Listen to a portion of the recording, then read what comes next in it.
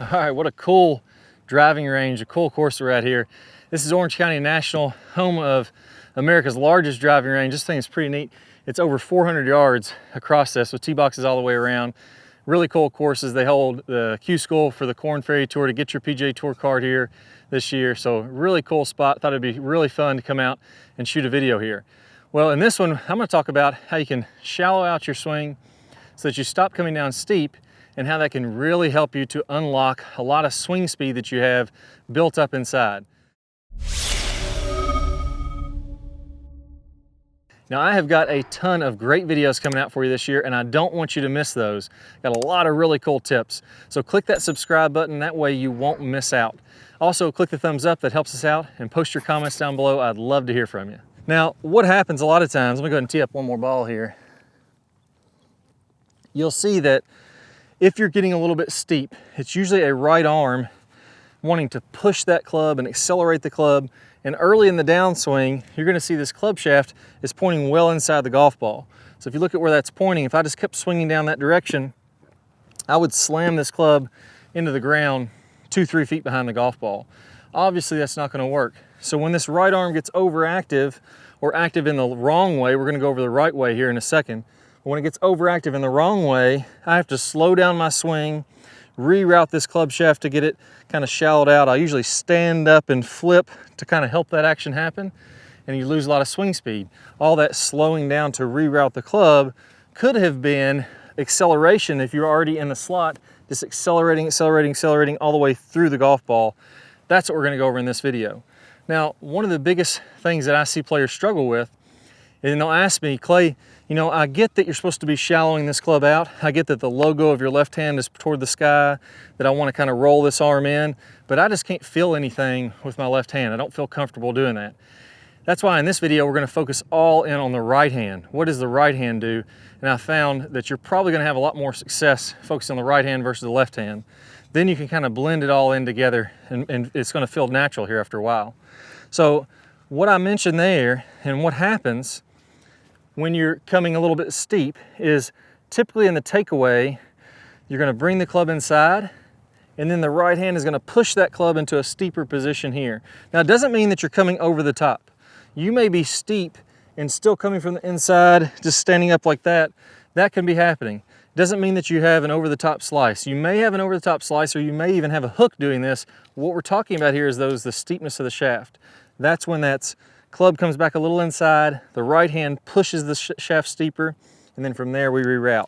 We want to reverse that. So go ahead and drop the club and just take your right hand. Now to dress, if I take it inside, my right wrist is bending back. These knuckles of my right wrist are bending back. That's called wrist extension. That's your knuckles towards your elbow. I want to feel like my right wrist is pretty flat as I'm going into the backswing. So I'm going to do a few reps feeling like it's flat, and then going ahead and making my swing. Now you can do these right from your living room. Go ahead and make a good 10 or 15 swings, just focusing on that. We're gonna build this in a progression, layer by layer. I don't wanna go ahead and do everything all at once. We gotta make a few swings to get comfortable with this. So here, I'm just gonna focus in on my right wrist being flat in the first part of the backswing. I'm gonna do that by turning my body and letting that move the club versus me picking it up with my hands and wrists and dragging it to the inside. So I'm gonna do 10 or 15 practice swings like that, and then I'll go ahead and hit a golf ball here. There you go, another one, nice and solid. That would be down the left center of the fairway there, so good swing. So do the practice swings, then go ahead, if you're at a driving range, hit a few balls doing that. If you're at home, just do the practice swings and you'll be well on your way when you go to the driving range. Now piece number 2, let's add to that now. Go through this progression. My right wrist is flat going back, and you can kind of see that would be kind of flat, or like I was shaking someone's hand here. As I start down, here's what I want you to feel, and this is exaggerated, but this is really key to shallowing it out. I want you to feel like as your body opens, your palm is toward the sky. So that's really going to take this club from here to there in the downswing. Now that's exaggerated. That's too much. You're not going to get that shallow, and I don't want you to, but that's the feeling you're going to have as you finish the backswing and start the downswing to really get that club to move in the proper way. Now from there, I'm going to do another 10 or 15 practice swings, and that's really going to help me to come more from this way.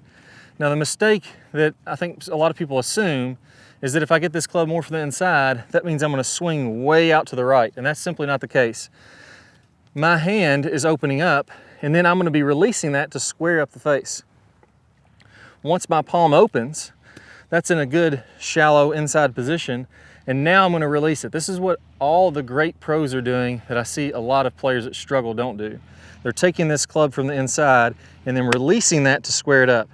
So my palm goes from open here to square, releasing through the target, and then coming on through. If you're looking at it from the camera angle here, my palm's going from open to going ahead and releasing to square, and then coming on through. So I'm gonna do a good 10 to 15 reps of that. Let's go ahead and hit another golf ball here, and notice how that club definitely shallows out in the transition. And I'm coming from the inside, but I'm not hitting a massive hook or really swinging way out to the right. I'm swinging squarely through the ball because I'm releasing that hand. Let's go ahead and try it out here. There we go, pretty solid. So the last piece of this, and the final question I get here is, well, won't my club face be open if I do that? So when my palm is up, won't this face be open and out of position here? And actually, to solve that, that is true. You're gonna get a little bit of this move. Some people call it the motorcycle move, where you're twisting your wrist. That would be me turning this club this way. But that move, when I'm shallow, this is closing the face. So if I took this club and I twist it toward the camera, that's closing the face, that's opening the face. So I want to have that palm up and my knuckles back like that. That's really the key. That's the last piece that kind of ties this in together. I'm getting the club from the inside, and then I'm getting those knuckles back to square the face up. So that looks like this. Again, all three pieces together. I'm gonna go really slow for you. Backswing, wrist is nice and flat. That's gonna get me on a great backswing position. Second piece, as I finish my backswing and start my downswing, I'm gonna feel like my palm is up toward the sky. Third piece, I'm squaring that up. So as I open my hand, my knuckles are rolling back, so it looks like this. I'm gonna go real slow and show what that would look like. That's why you see so many pros with their left wrist bowed. That's why you see so many pros with this elbow tucked in. That's why you see so many pros coming from the inside. It's that wrist move that I'm talking about there. Get those three pieces together. Again, make another 10 or 15 swings, and you're gonna really be able to feel like now from the top of the swing, you can accelerate all the way through the downswing because you don't have to reroute it. The club is already shallowed out on the angle that it needs to be on in the downswing. So let's go ahead and crank one more here. See just how far I can get this one to go. I'm really gonna accelerate through it. All right, I hit that one, awesome. All right, so that last move I talked about there, this knuckles in, I know a lot of players struggle with that, and I don't want you to struggle with it. I actually have a very simple solution for that. And I mentioned earlier, this is what I call the move. And I have a special video that's gonna show you exactly how to do that wrist. Another really cool trick that's gonna help you to get that down. So work through the drills in this video and then pop over to this bonus video I'm gonna play here in a second. All you need to do is click the card that pops up on your screen, somewhere up here in your screen, or your link down below in the description. You're gonna get that secret tennis racket drill that's gonna help you to get that wrist move down so you don't struggle with it and you can start cranking some drives right away. Good player problems. We're going to talk about shallowing that club shaft out as we're starting down, as we're doing this rotating of the face that we worked on in the last video. As we start this downswing, what you'll see with basically all of the top players is instead of coming kind of over the top and letting the hands come out away from their body, letting the club come out away from their body, again coming down steep into the ball and then having to open up, kind of fillet open the face and add loft to it. The flattening of the shaft should happen as soon as we start down. So as we start this downswing, what we want to have happening here, you can imagine that if I draw a line from the hosel of my club up through my right elbow, that's my swing plane line, my elbow plane. As I go to the top of the swing, I'm going to be slightly above that. And then as I start down, I want my hands to start to shallow out. I want the club to shallow out inside of this elbow plane.